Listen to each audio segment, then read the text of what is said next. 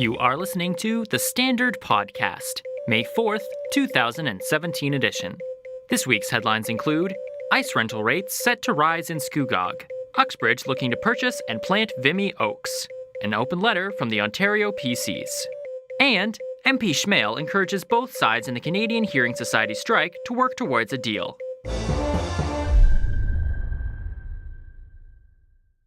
Ice rental rates set to rise in Scugog. Dan Kearns, Scugog. Council has decided to increase ice rental rates for user groups at the Scugog Community Recreation Centre. The decision was made at a meeting on Monday, April 24th. Council previously discussed the matter at a meeting on Monday, April 3rd. However, at the time, they decided to defer it.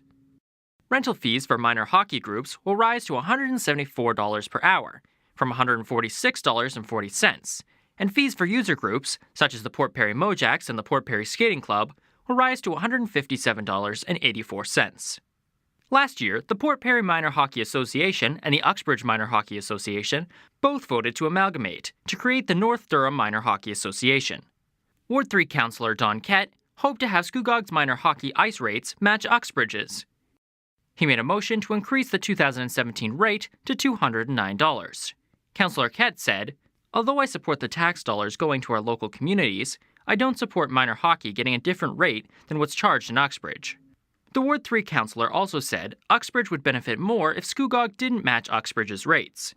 However, he could not find a seconder for his motion, and council later approved the recommendation presented to them to raise the minor hockey rate to $174.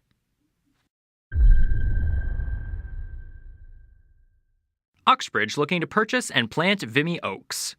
Sam Odrowski, intern to The Standard. Uxbridge. Council is hoping to be able to plant Vimy Oaks at sites in the township.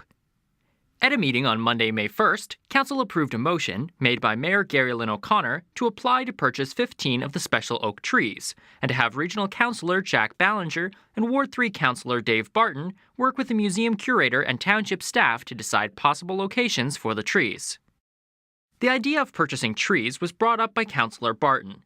He told Council the story about how, after the Battle of Vimy Ridge was fought, Canadian soldier Leslie Miller found some acorns and had them sent to his family farm in Scarborough. They were planted there and oak trees sprouted up.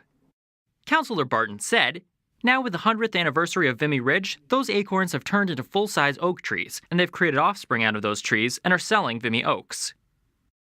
Councillor Barton added that the trees are $125 each.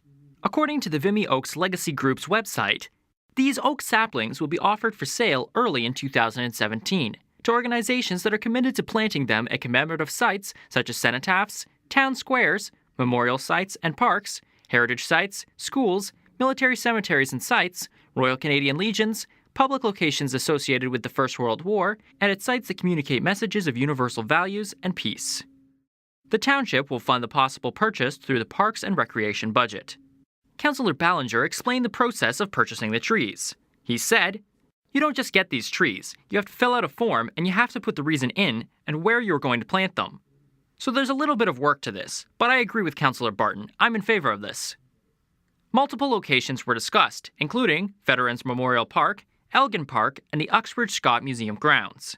However, Council decided to have Councillors Barton and Ballinger work with staff on the application. Get your paper, get your paper. Get The Standard.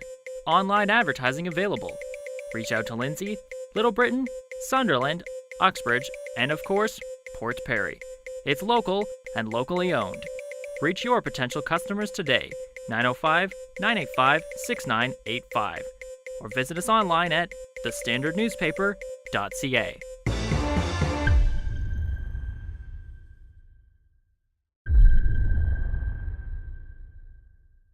Open letter from Ontario PCs.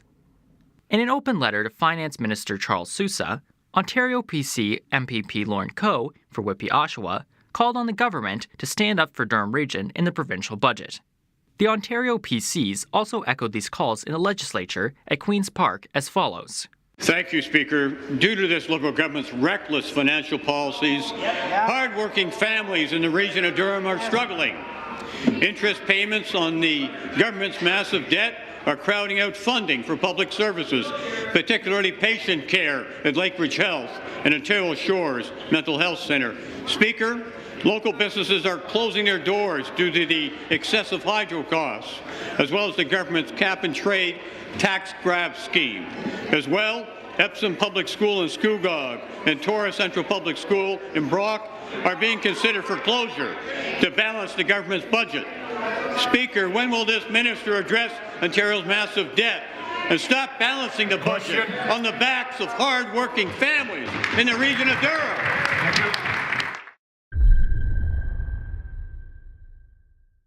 MP Schmale encourages both sides in the Canadian Hearing Society strike to work towards a deal. MP Jamie Schmale, Kawartha Lakes. As the Canadian Hearing Society strike enters its 8th week, local MP Jamie Schmale is encouraging both sides in the dispute to work towards a deal, as soon as possible. Schmale stated, "We're talking about essential services for supporting our deaf, oral deaf, deafened, and hard of hearing community. I believe it is imperative for both sides to head back to the table and work towards a deal." Since March 6th, employees at the Canadian Hearing Society have been on strike. I've heard from concerned constituents about the effects of the strike on their personal lives. The Canadian Hearing Society has been serving our deaf and hard of hearing community since 1940. They provide services, products, and information that remove barriers to communication for people who are deaf, oral deaf, deafened, and hard of hearing. For more local news, visit www.thestandardnewspaper.ca. The Standard podcast was produced by Greenstream Studio. Visit www.greenstreamstudio.ca for all your multimedia production needs.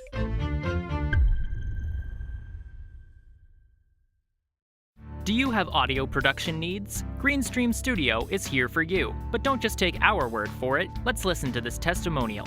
This is JD Sutter of Porchlight Family Media. Just wanted to give a quick testimonial about working with Christopher Green. His audio editing and sound design skills are very high quality. He has always conducted himself with very much professionalism, and it has been really a joy to work with and collaborate with him. For more information, visit greenstreamstudio.ca.